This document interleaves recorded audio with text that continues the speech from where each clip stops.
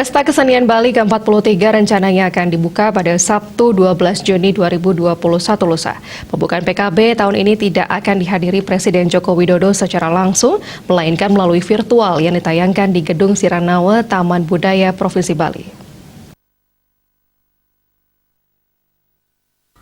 Pelaksanaan pembukaan Pesta Kesenian Bali ke-43 akan digelar secara hybrid di Gedung Siranawa, Taman Budaya Provinsi Bali dan virtual. Pembukaan oleh Presiden dijadwalkan sekitar pukul 11.00 hingga 12.30 WITA.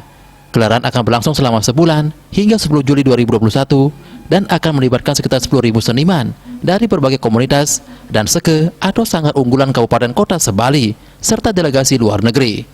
PKB ke-43 mengambil tema Purna Jiwa, Pranani Wana Kerti, Jiwa Paripurna Napas Pohon Kehidupan, yang bermakna memuliakan pohon atau hutan sebagai simfoni harmoni semesta raya menuju kesetaraan hidup dengan jiwa yang maha sempurna. Tema ini secara visual direpresentasikan melalui ikon utama pohon Kalpataru. Acara pembukaan diawali penayangan video Pit Aya atau Pawai Pratiti Wonekerti dan Reka Sadana atau pagelaran Sendatari Urekse Kastube, Garapan Isi dan Pasar.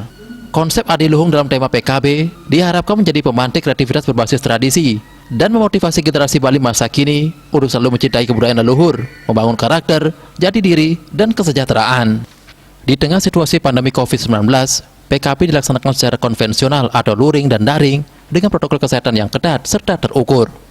Agenda PKB terdiri atas 43 reka sadana atau pagelaran, 3 jenis ursawa atau parade, 13 lomba arawi bekare, 2 kanda rupa atau pameran, 6 kegiatan kriya loka atau loka karya, dan 6 topik widyatula atau sarasehan.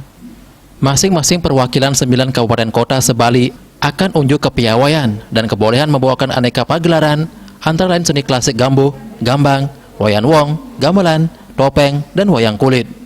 Guna mencerminkan keberagaman dan kekayaan budaya Nusantara dan negara sahabat, ditampilkan pula antara lain pertunjukan seni virtual dari Papua, tari tradisi pasar dari Kalimantan Timur, dan tari klasik India. Seluruh program dihadirkan secara konvensional dan daring melalui kanal YouTube Disput Provinsi Bali, serta tayangan langsung maupun siaran di sejumlah stasiun TV lokal di Bali, serta berbagai media sosial terpilih. Hadirin yang menonton langsung ke lokasi acara sangat terbatas jumlahnya, hanya para seniman, beserta rombongan kru dan pelaksana teknis.